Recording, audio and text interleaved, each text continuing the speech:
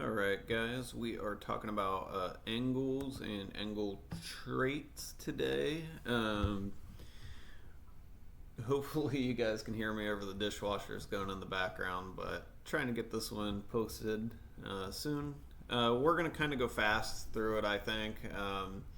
Probably not do every single example, but enough to get you the basic idea of kind of what makes up angles. Um, So first thing in our notes here about angles, an angle's formed by two rays. Let me see if I can write on here decent. Rays, yeah, not too bad.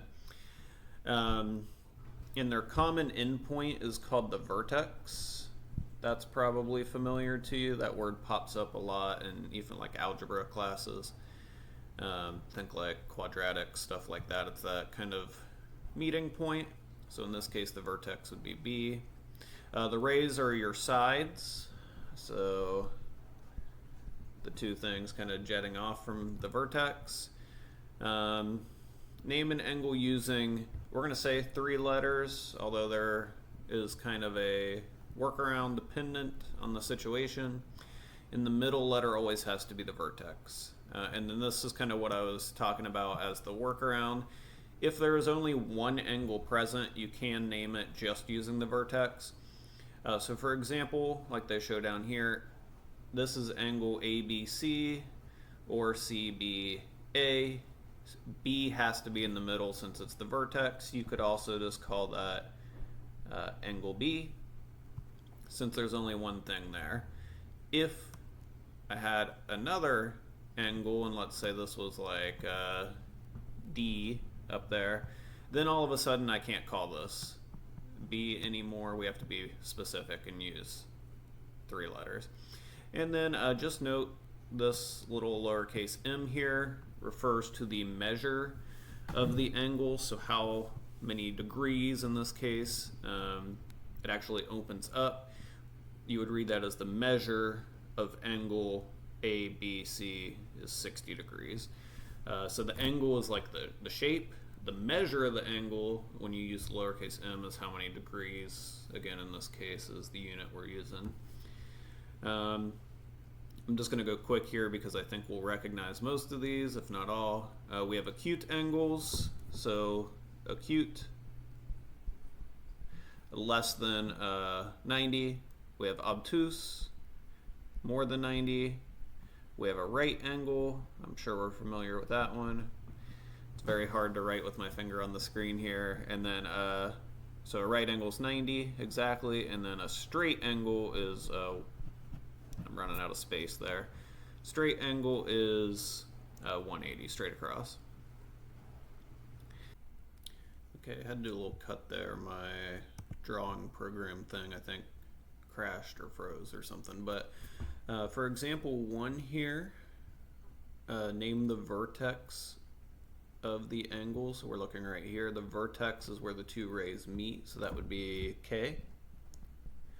Name the sides of the angle, so that would be these rays. So since they're rays, we have KJ and KL, so stemming from the vertex, KJ, and we want to put the arrow only on one side, and also KL. And then, there we go. 3 ways to name the angle. So since there's only one angle being created by this vertex, we could say it's angle K. We could also say JKL or LKJ as long as K is in the middle. So JKL with the angle symbol or other way around. And then when it says, that's a J. I always write them like that and the students think they're 3s. We're working on it. Oh, hear the cats singing to us. Say hi to Quill. Hi, buddy. You gonna be in the video? So, classify the angle. So that means like acute, obtuse, right, or straight. So this one's more than 90 degrees because if I'm looking like LK and then straight down would be a right angle, and this goes further. That would have to be obtuse. Obtuse. So it's kind of hard to write on there, but it's okay. Let's jump forward a little bit. Congruent angles. So if the measure of these two angles are the same, then they're congruent. So we would need to say, let's see if I can zoom in here, the measure of angle A is equal to the measure of angle B. So that's these two, and specifically the measure, so that little M there is important.